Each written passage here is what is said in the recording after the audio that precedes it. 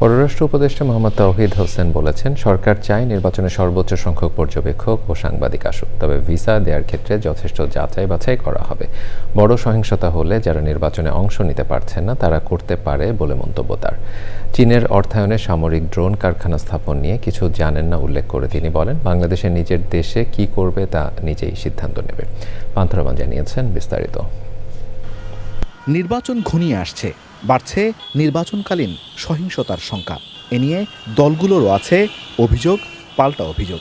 যদিও পররাষ্ট্র উপদেষ্টা মনে করেন নির্বাচনকালে ছোটখাটো মারামারি হয়েই থাকে, তবে বড় কোনো সহিংসতার আশঙ্কা নেই সরকারের। বাংলাদেশে এমন কোনো পরিস্থিতি বিদ্যমান নেই যে তাদের কর্মকর্তা বা তাদের পরিবার পরিজন কোনো বিপদে আছে। যারা নির্বাচনে অংশগ্রহণ করছেন তারা প্রত্যেকেই যথেষ্ট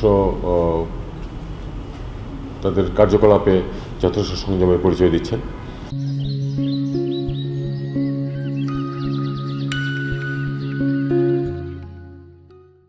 কাজেই গণ্ডগোল হলে যারা নির্বাচনে অংশ নিচ্ছে না বা নিতে পারছে না তাদের দ্বারাই হওয়া সম্ভব, এই কারণে এই কথাটা বলা হয়েছে। তিনি বলেন, সর্বোচ্চ সংখ্যক নির্বাচনী পর্যবেক্ষক ও সাংবাদিকদের উপস্থিতি চাইছে সরকার। দক্ষিণ এশিয়ার ব্যাপারেও আমাদের কোনো আপত্তি নেই। যে যে দেশ থেকে আসবে অবশ্যই হয়তো কিছু স্ক্রুটিনি হতেই পারে, যদি কোনো যারা আসলে নির্বাচন অবজার্ভার না করে যদি অন্য কোনো কাজেও কেউ আসতে চেষ্টা করে, সেটা হয়তো হোম মিনিস্ট্রি এবং মিশনগুলো হোম মিনিস্ট্রির নেতৃত্বে দেখবে।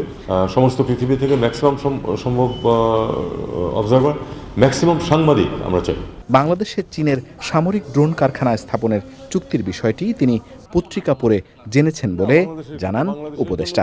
বাংলাদেশে যদি কোনো একটা কিছু ফ্যাক্টরি ইন্ডাস্ট্রি কিছু করার চেষ্টা করে, চিন্তা করে বা সেট আপ করে অন্য একটা দেশের সহযোগিতায়, সেটা বাংলাদেশ তার নিজের স্বার্থে নিজের সিদ্ধান্ত নিয়ে করবে। এটাতে অন্য কে কি মনে করবে তাতে কিছু আসে যায় না। প্রশ্নের উত্তরে ওসমান হাদির ভাইকে যুক্তরাজ্যে দ্বিতীয় সচিবের চাকরি দেওয়ার বিষয়টি স্বীকার করেন উপদেষ্টা।